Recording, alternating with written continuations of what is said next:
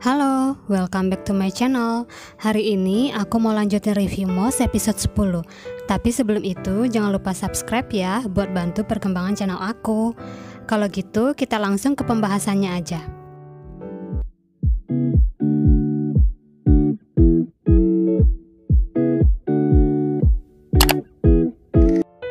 Dimulai flashback saat Sung Ji-eun ke rumah sakit untuk periksa dan mempersiapkan diri untuk melahirkan.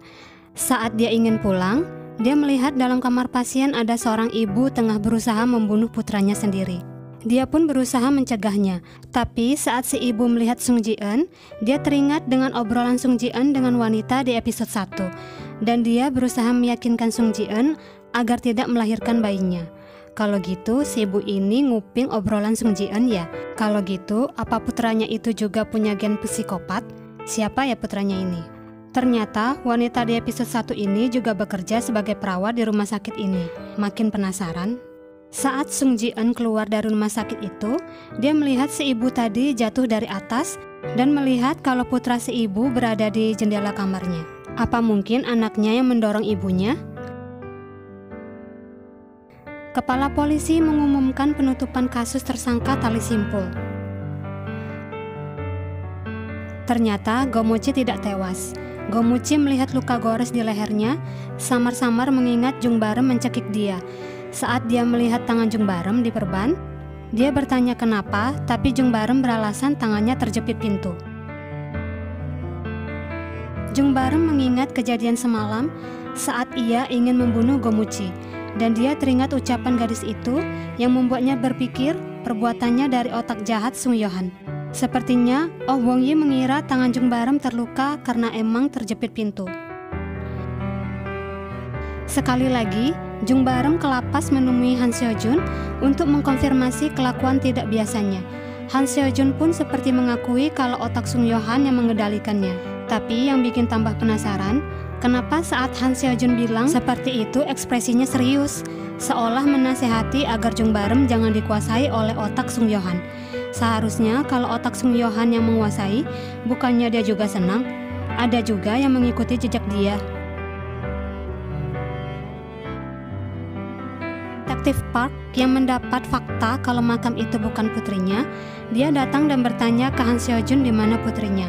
Tapi Han Seo Jun tidak memberikan jawaban pasti. Han Seo Jun yang melihat Gomuchi berkata kalau dia akan menyesal karena sudah menembak Sung Yohan. Jung Barem ke kantor Gomuchi untuk mengantar bukti dari Kang Mingju. Tapi Gomuchi tidak berada di sana. Jung Barem pun mencari kasus pembunuhan Sung Yohan di komputer Gomuchi. Saat melihat sedikit korban, Gomuchi tiba di sana. Gomuchi menanyakan alasan Jung Barem datang ke situ. Jung Barem beralasan kalau dia ingin mencari bros kecil nenek Oh Bong Yi di komputer karena tidak ada di kotak arsip. Gomuchi pun bingung karena emang bros itu tidak ada. Gomuchi datang ke rumah Oh Bong Yi dan berkata kalau bros kecil neneknya tidak ada di arsip barang bukti. Mereka mengira itu terjatuh di suatu tempat. Gomuchi terkejut saat Oh Bong Yi berkata kalau tangan Woo Jae-pil terlalu lembut untuk seorang yang bekerja di jasa pindahan. Dia mengingat saat dia disekap, dia merasakan sebuah logam. Saat Jung Barem melihat Gomuchi menggali tanah, tiba-tiba dia teringat kalau Woo Jae-pil mengakui dia sendiri yang menguburkan putri Jung Man-ho. Mereka mencoba mencari kebenaran itu dan menyadari seperti ada yang membantu Woo Jae-pil. Mereka langsung mencurigai Hyung Chul dan mulai menggali kasus Hong Nari. Saat mereka ulang kejadian, Jung Barem seperti memiliki dorongan untuk mencekik Gomuchi lebih kuat. Untung alarm HP Gomuchi bunyi dan menyadarkan Jung Barem.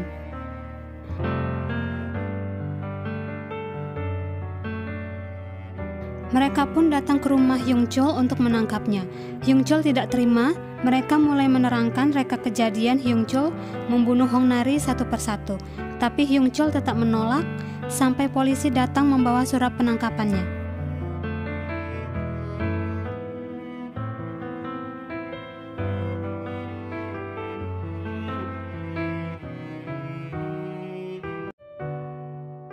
Jung Barem datang ke rumah sakit meminta dokter melakukan operasi kedua karena dia sudah tidak tahan akan pikiran Sung Yohan.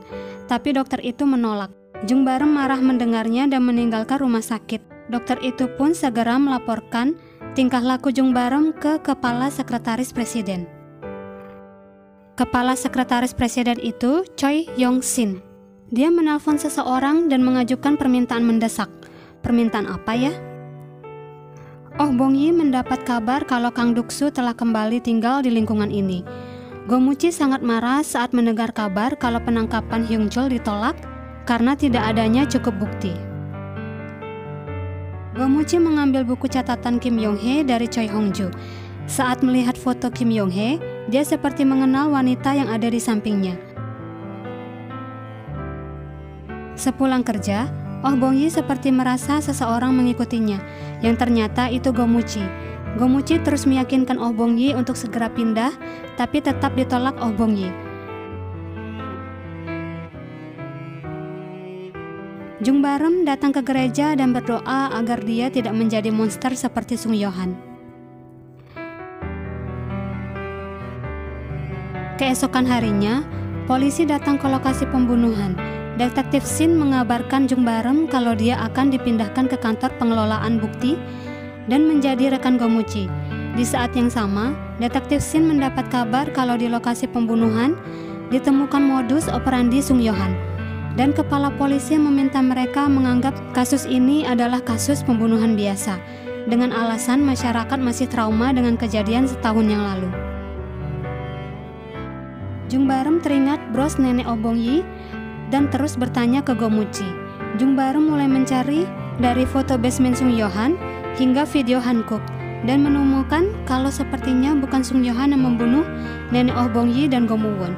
Gomuchi tidak terima kenyataan itu, yang berarti dia telah menembak orang yang tidak bersalah. Tapi saat dia datang ke kantor polisi untuk mengambil bukti pembunuhan terakhir, merasa sangat terkejut. Di Polres, Jung Barem mendapat telepon kasus bunuh diri. Dia dan rekannya ke lokasi itu. Jung Barem melihat korban dan mencium sesuatu yang beraroma mint. Seketika, dia teringat dengan kasus Sung Yo-han.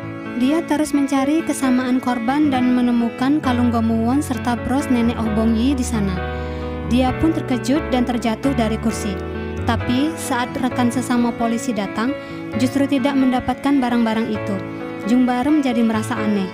Akhirnya, Jung Barem memutuskan mencari sendiri pelakunya dan yakin kalau otak Sung Yo-han itu bukanlah otak pembunuh.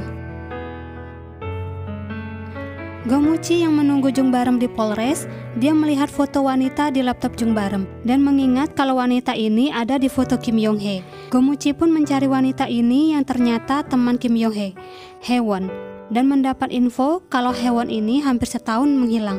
Sebelum dia menghilang, ada kabar kalau dia akan segera menikah dengan pengacara dan dia akan belajar ke luar negeri. Gomuchi berasumsi kalau Hyung-chul juga membunuh Hae-won. Gomuchi menceritakan kecurigaannya ke Choi Hong-ju, tapi tiba-tiba Choi Hong-ju mendapatkan telepon dan segera pergi. Ternyata anaknya sakit. Hyung-chul melihat Choi Hong-ju dan anaknya di rumah sakit. Jung Barem dan Detektif Shin datang ke badan forensik untuk memastikan korban telah dicekik, tapi dokter itu membantahnya. Tapi Jung Barem bersikeras meminta dokter untuk memeriksa ulang. Gomuchi datang menemui Jung Man-ho dan memberitahu kalau bukan Woo Jae-pil yang membunuh putrinya. Gomuchi mencurigai Hyung-chul dan meminta Jung Man-ho cerita soal Hyung-chul. Jung Man-ho cerita kalau ibunya mencoba membunuhnya lalu bunuh diri. Apa dia itu anak laki-laki yang di awal episode ya? Dan memberitahunya untuk bertanya langsung dengan paman Hyung-chul. Dokter sudah memastikan kalau korban itu benar dicekik. Detektif Shin kagum dengan Jung Barem karena menebak dengan benar. Gomuchi datang ke rumah paman Hyung-chul. Ternyata ibu Hyung-chul ini menemui Danili. Apa mungkin itu untuk tes DNA psikopat anaknya? Pamannya bercerita kalau ibunya pernah ke pusat penelitian dan kembali dengan pikiran kosong. Apa ibunya ini ya yang hasil tesnya diantar Danili ke mobil di episode 1? Gomuchi merasa aneh dengan bunga di makam ibu Hyung-chul. Dia pun menggali makam itu. Jung Barem datang ke rumah kakek korban dan bertanya apa Hyung Chul yang menolong korban yang kabur untuk kembali ke rumah. Itu pun membenarkannya. Go Muji pun menemukan pisau dan menggali lebih dalam. Dia mendapat mayat wanita terkubur di sana. Apa mungkin itu mayat Kim Yong Hae dan Haewon?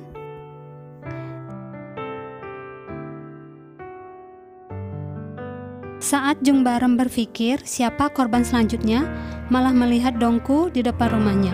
Apa mungkin tunangannya Dongku ya? Go Muji datang ke kantor Hyung Chul dan melihat laptop di mejanya ada berita Choi Hong Ju. Go Muji datang ke rumah Choi Hong Ju dan mendengar tangis bayi.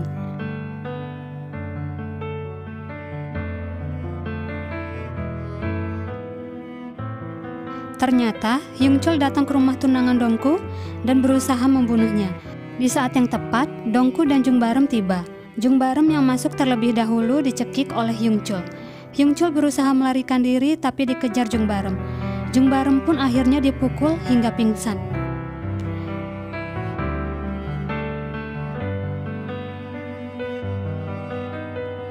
Saat sadarkan diri, dia bertanya apa Hyung Chul yang membunuh semua korban. Hyung Chul membenarkan, tapi dia tidak mengakui telah membunuh nenek Oh Bong Yi dan Go Mu Won. Jung Barem melawan Hyung Chul. Saat itu teringat kematian nenek Oh Bong Yi.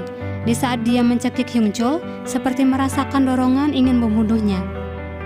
Akhirnya, Hyung Chul pun tewas. Saat itu muncul Sung Yohan yang berkata, bukankah menyenangkan membunuh seseorang?